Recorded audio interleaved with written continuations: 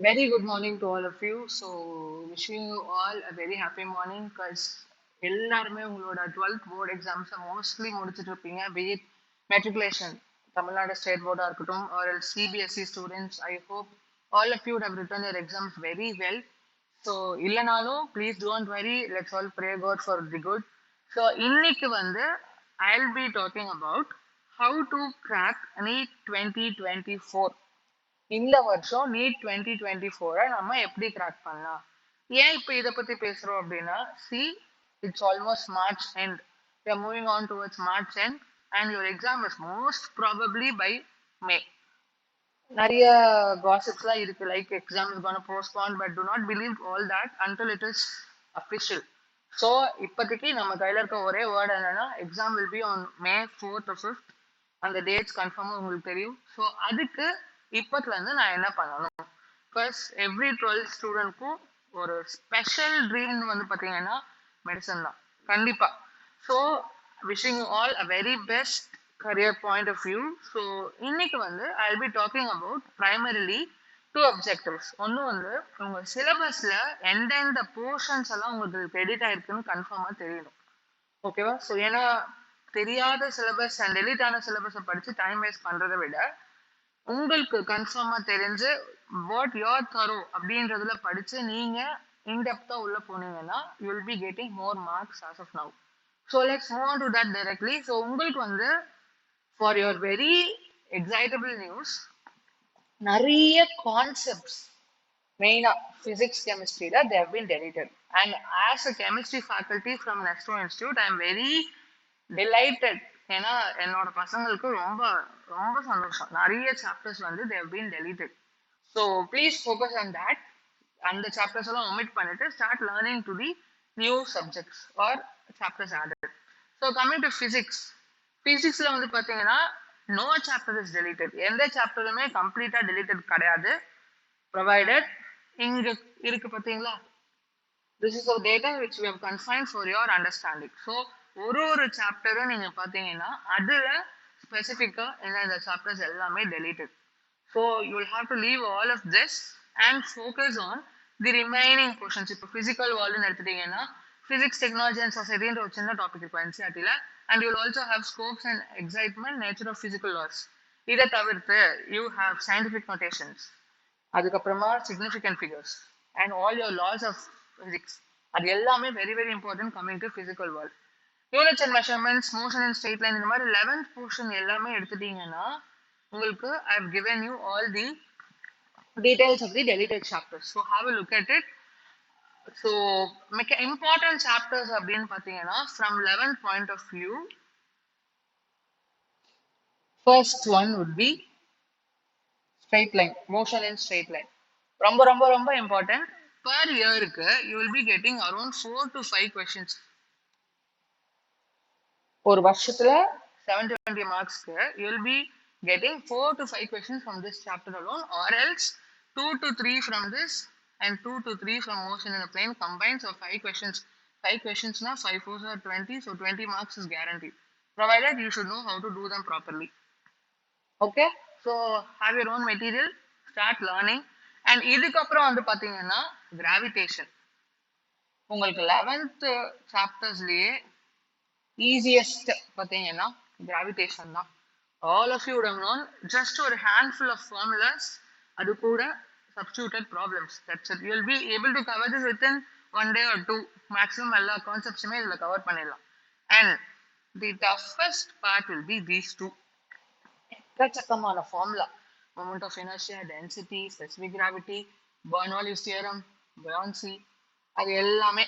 And இதுலயும் ஒரு ரொம்ப சூப்பரான நியூஸ் என்ன அப்படின்னா, all your modulus of elasticity, Poisson's ratio and elastic energy எல்லா shear modulus, bulk modulus, Young's modulus மூணுமே டெலிட்டட். ஸோ அதை தவிர்த்து மிச்ச எல்லாம் என்னென்னலாம் இருக்கோ அதை மட்டும் நீங்க படிச்சீங்கன்னா போதும். Okay, so have a very thorough look on this.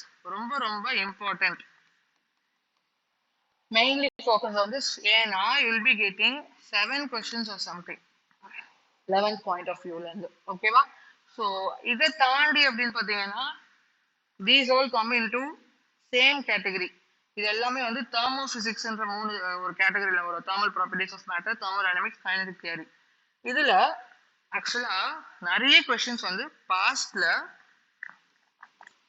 were based on RMS speed.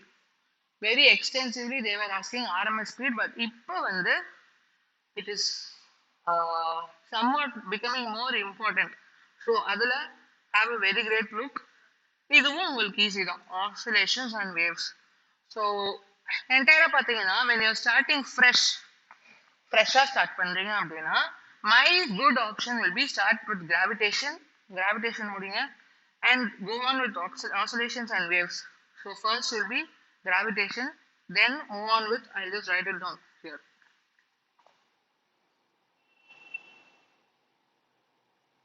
First one will start with gravitation.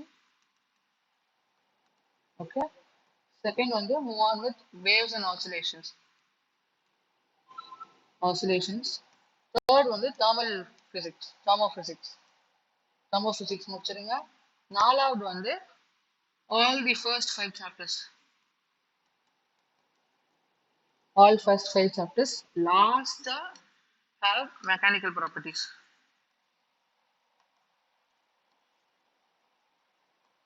Mechanical ப்ராப்பர்ட்டிஸை லாஸ்ட்டாக வச்சுக்கோங்க. பிகாஸ் இந்த ஆர்டரில் நீங்கள் படிக்கிறீங்க அப்படின்னா I can assure you that you can secure around 40% of physics marks. 180 you can damn sure get around 60. I'm very damn sure. So this is regarding 11th. இப்போ coming to 12th.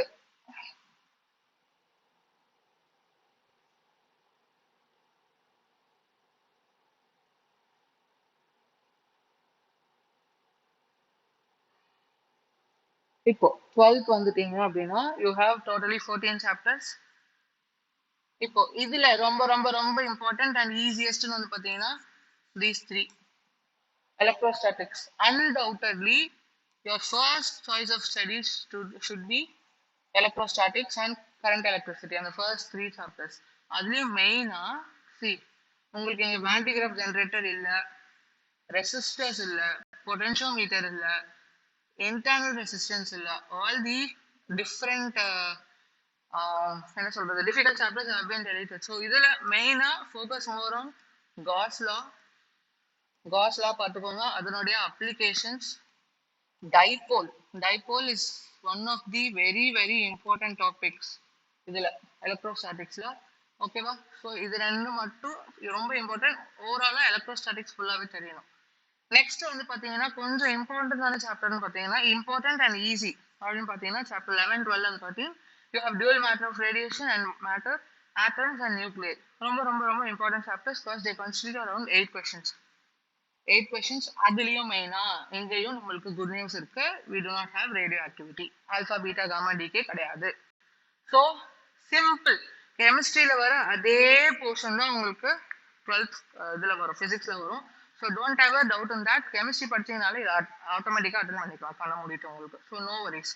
So first electrostatics, second வந்து atomic physics 12th. ஓகேவா? இது semiconductor. Opt it out as an option because questions year by year increase ஆகிட்டே வருது semiconductor டிவைஸ்ல வந்து, because those are practically used in many samples. So it should be your third choice, semiconductor devices. அதுக்கப்புறமா choose your own choices. என்ன கேட்டா I'll go with electromagnetic induction, alternating current, electromagnetic waves. ஏன்னா ரொம்ப சின்ன topic. So அதை next முடிச்சுக்கோங்க. EMI அப்படின்னு சொல்லுவோம். லாஸ்டா magnetism and ray optics. Magnetism முடிச்சுட்டு ரே ஆப்டிக்ஸ் வாங்க. ஸோ இந்த ஆர்டர்ல படிச்சீங்கன்னா ரிமைனிங் இருக்க 50%, ஆல்ரெடி ஒரு 40%, இப்போ ரிமைனிங் இருக்க ஒரு 50%. So you can secure around 120 marks in physics, which is very very very very good marks as far as your community is concerned. Okay, so இப்போ coming to physics point of view, examல solid you'll have to do 1 hour physics. 1 hour physics கண்டிப்பா போட்டே ஆகணும், அதுல எந்த டவுட்டுமே கிடையாது. 1 hourல உங்களுக்கு இப்போ ஆப்ஷன்ஸும் இருக்கு. 35 + 15 ல இருந்து you have to opt out and write 45. So உங்களுக்கு 1 hour and I think so 5 minutes நினைக்கிறேன். 1 hour 5 minutes is more than enough. First do around 30 questions right. Opt out பண்ணிக்கோங்க. 30 questions கரெக்டாக அட்டன் பண்ணிட்டீங்க அப்படின்னா you are secure to 120 marks provided there should be no negatives. NCERT படிங்க. Mantra all your Bhagavad Gita Quran Bible எல்லாமே NCERT தான் உங்களுக்கு. கான்செப்ட்ஸ்க்கு prefer your own material. என்னென்ன மெட்டீரியல் வச்சுருக்கீங்களோ அதை மட்டும் பாருங்கள். Nothing more then that is important. So 1 hour is more stipulated time for physics. போதும் 1 hour போதும். ஸ்டடி பாயிண்ட் ஆஃப் வியூக்கு வந்து this is regarding exam point. இது எக்ஸாம் பாயிண்ட்க்கு. இப்போ ஸ்டடிக்குன்னு வந்து பார்த்தீங்கன்னா பர் டே உங்களுக்கு வந்து 3 hours ஸ்பெண்ட் பண்ற மாதிரி இருக்கும். மினிமம் 2.5 hours ஸ்பெண்ட் பண்ணணும். Mandatory. See, physics is only your rank decider. ஏன்னா பயாலஜியில் many of them will be scoring above 340. It's a very, very, very, very easy and very stipulated subject. So, I do not concentrate more. Chemistry decides your area of interest. உங்களுடைய rank எந்த ரேஞ்சில் வரப்போகுது, எந்த தௌசண்ட்ஸ்ல வரப்போதா, ஹண்ட்ரட்ஸ்ல வரப்போதா, லேக்ஸ்ல வரப்போதான்றதை decide பண்றது chemistry. அந்த தௌசண்ட்ஸ்ல எந்த நம்பர்ல உங்க ரேங்க் வரப்போகுதுன்றதை டிசைட் பண்றது யுவர் பிசிக்ஸ். ஸோ பிசிக்ஸ் மேல there should be more interest from your side.